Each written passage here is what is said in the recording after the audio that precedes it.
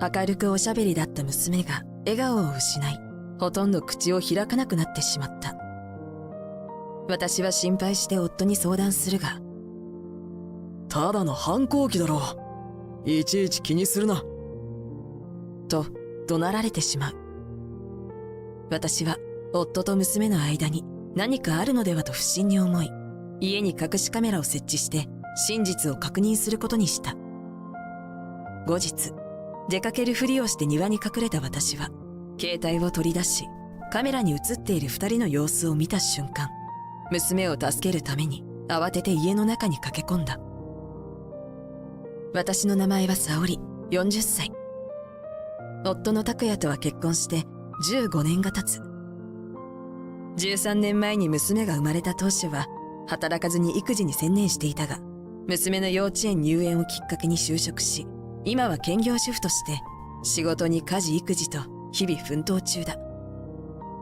夫は医療メーカーの営業をしている。夫の両親は酪農を営んでおり、家業を継ぐように言われたらしいが、そんな過酷な仕事を俺はやりたくないと両親に宣言して、大学卒業と同時に家を出たと言っていた。義両親は教育熱心で、夫が家業を継ぐことも考えて厳しくしつけていたらしく、そのため夫は娘の凛に厳しくすることが多かった。おい凛、もう18時だぞ。帰ってくるのが遅いんじゃないのか。遅くなるなら連絡くらい。もう、うるさいな。夫の小言に娘は耳を塞ぎ、口を尖らせた。お父さんは凛が心配なんだよ。昔から親バカだからね。親バカとか気持ち悪い。気持ち悪いとはなんだ。はいはい、わかったわかった。このように二人はよく口喧嘩をし、それを仲裁するのは私の役目だ。娘は中学に上がってから口うるさい夫に文句を言うことも増えていたが、気を使わず自分の意見を言える関係性を築けていることに私は嬉しさを感じていた。喧嘩するほど仲がいいとも言うし、二人の親子喧嘩を微笑ましくも思っており、この時は普通に仲のいい家族だと信じて疑っていなかった。ある休日のこと、私は父が師範代を務める柔道教室へと向かう準備をしていた。社会人になってからは体を動かす機会が減ったので、運動不足解消のために稽古を再開したのだ。せっかくだから一緒にやりたいと毎回娘や夫を誘っているのだが、やだよ。柔道めんどくさいし。疲れてるから家でゆっくりするよ。と毎回同じセリフで断られるので、今回も仕方なく一人で向かうことにした。夕飯までには帰ってくるからね。喧嘩しちゃダメだよ。わかってるってば。いってらっしゃい。呆れたように笑う娘に見送られながら柔道教室へと出発する。娘は天真爛漫な性格で、よく笑い、よくしゃべる、我が家の太陽のような存在だ。私のかけがえのない宝物で、嫌なことがあっても娘の笑顔を見れば全て吹き飛んでしまう。そんな娘の笑顔が失われてしまうなんて、この時の私は想像すらしていなかった。ただいまー。稽古を終え、くたくたで帰ってきた私がリビングに入ると、そこには夫の姿しかない。あれ、凛は？自分の部屋じゃないか。夫の言葉に疑問が浮かぶ。この時間はいつも見たい番組があるからと、毎週必ずリビングのテレビの前にいたからだ。凛、いつもの番組始まってるよ。もしかしたら寝ているのかもと思い、私は娘の部屋の扉をコンコンとノックしながら問いかける。すると数秒後、ゆっくり扉が開く。ごめん、寝ちゃってた。そう言いながら笑う娘の顔に、私は違和感を覚えた。無理して笑っているように見えたのだ。どうしたの？何かあった？何が？ああ、早くしないと番組終わっちゃう。私から逃げるようにバタバタとリビングへと向かう娘の後ろ姿を見て胸がざわついた。朝はあんなに元気だったのに明らかに様子がおかしい。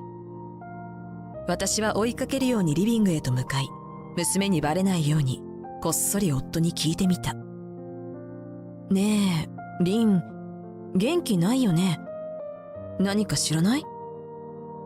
さあ、知らないけど、メールで友達と喧嘩でもしたんじゃないか？夫にそう言われ、確かにと納得する。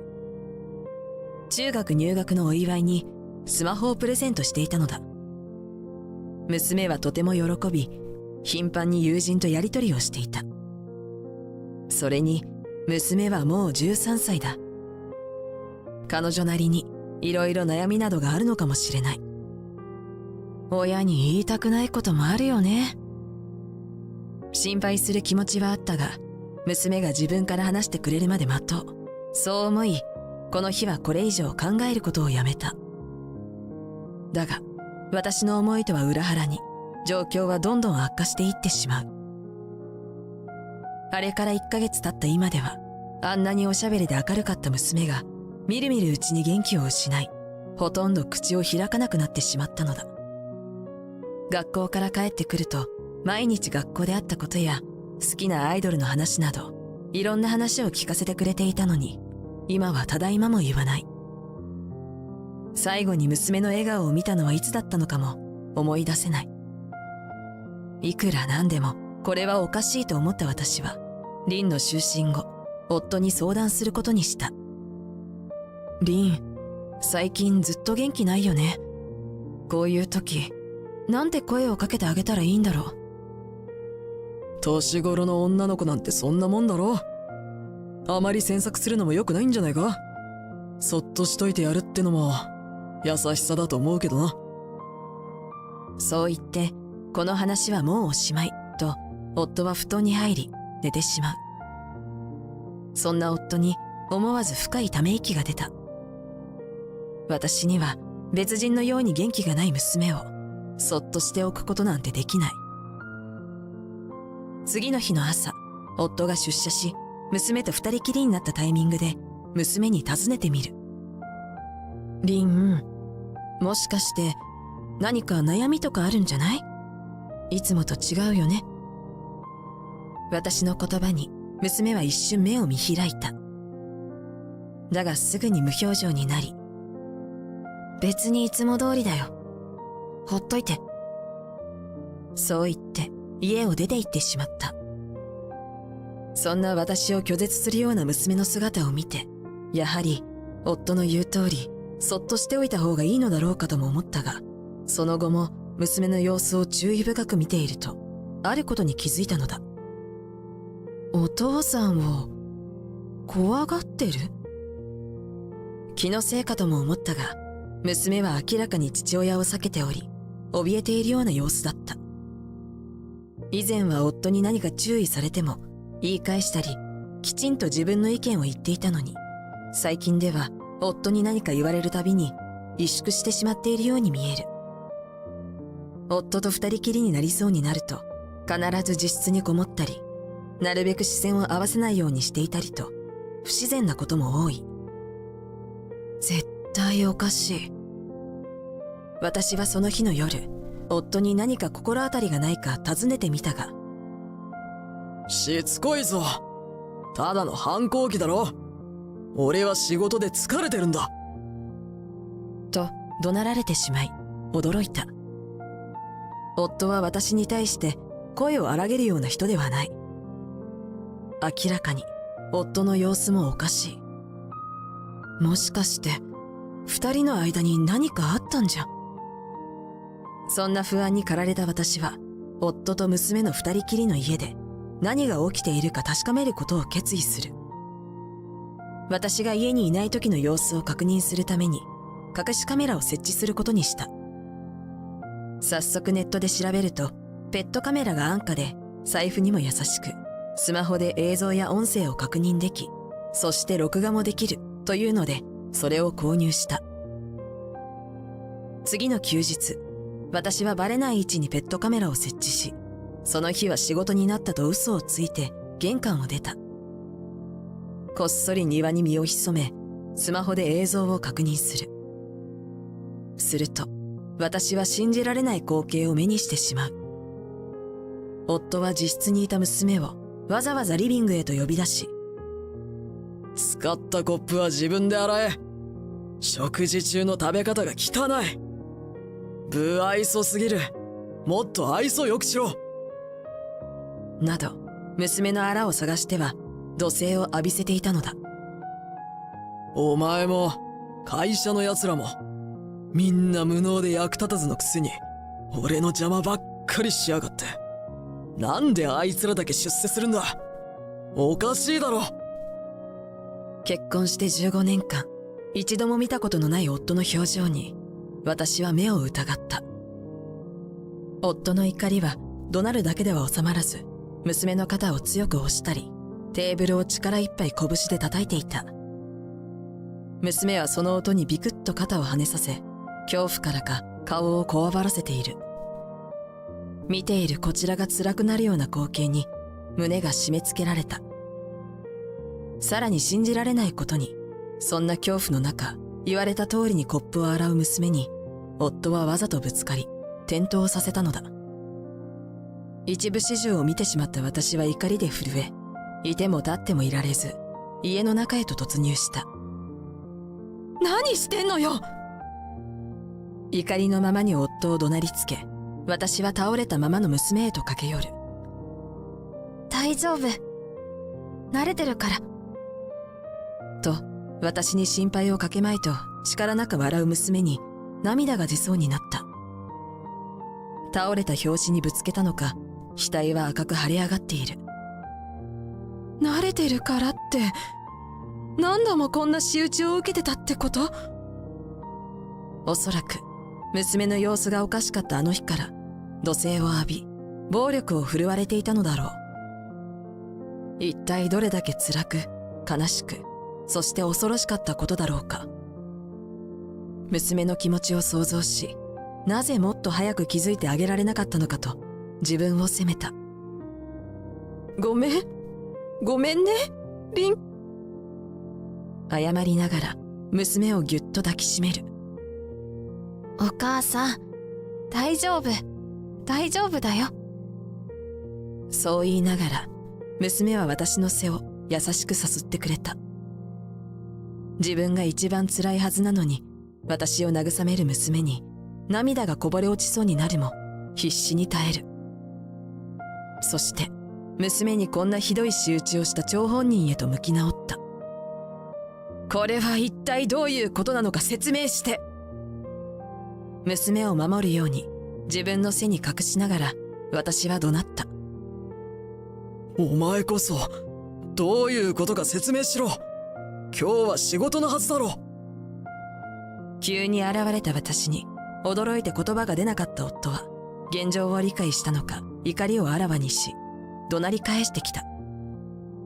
質問に質問で返す夫に私の腹渡は煮えくり返る。そんなことどうでもいいでしょ。私の質問に答えて。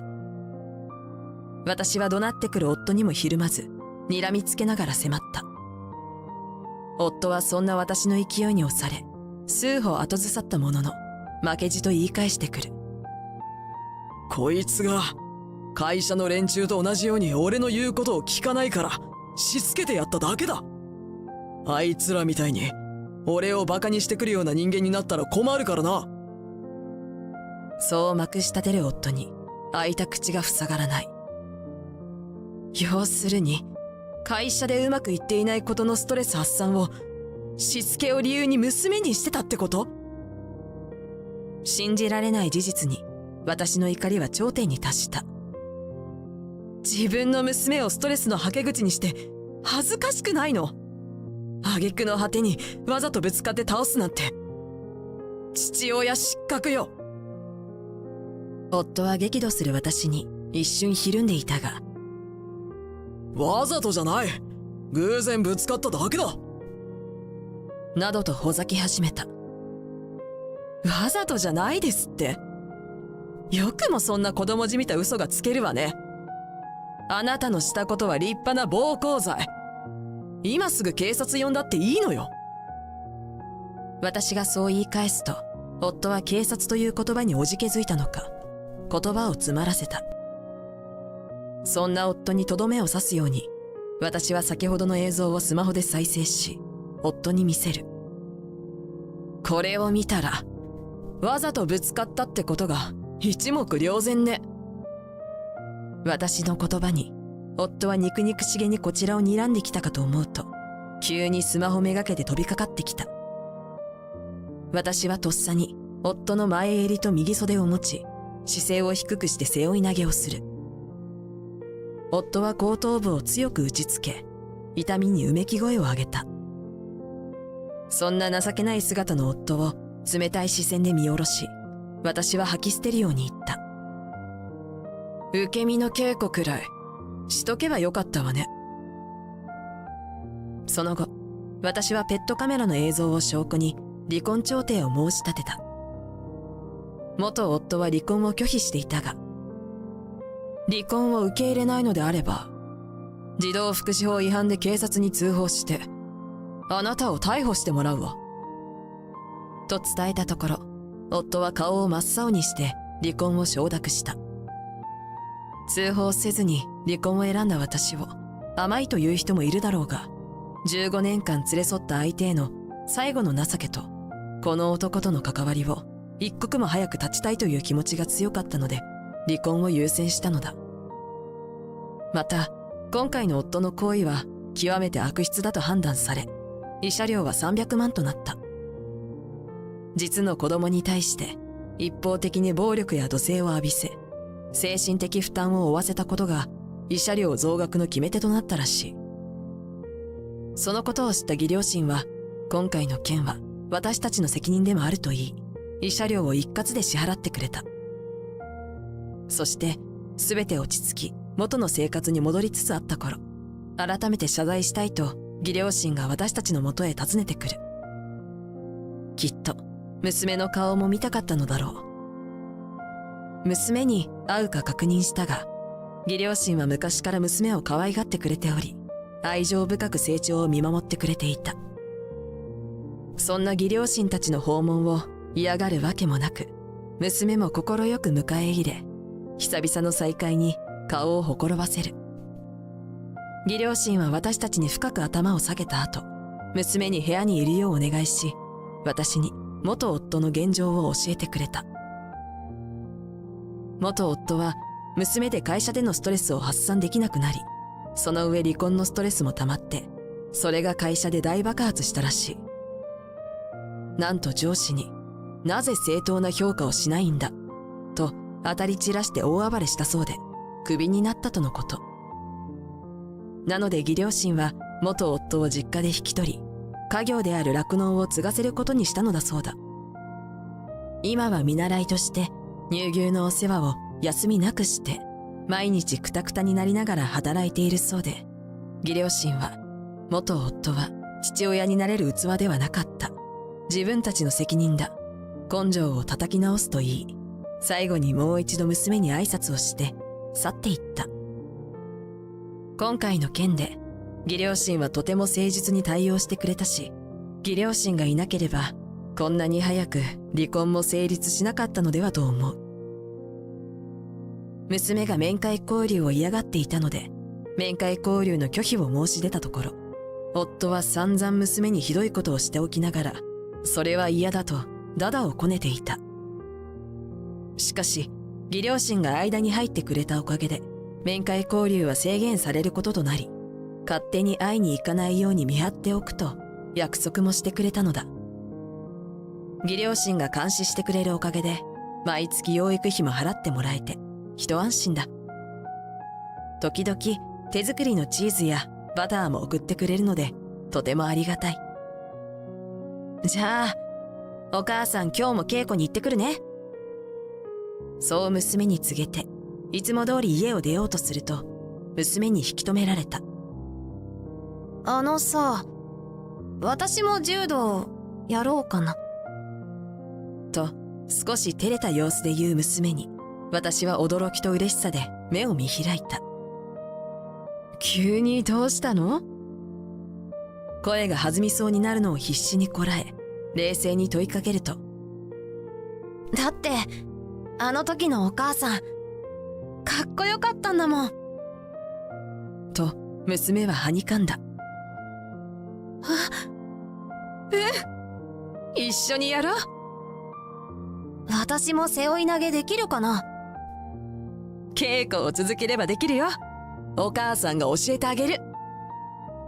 もうお母さん喜びすぎ。そう言いながら笑う娘の姿に思わず涙がにじみそうになるのを必死にこらえ、私は娘と共に稽古へと向かうことにした。あれから娘は少しずつ以前の明るさを取り戻し、今ではすっかり元のおしゃべり娘へと戻っている。私はこれからも娘の笑顔を守りながら穏やかな日々を送るのだ。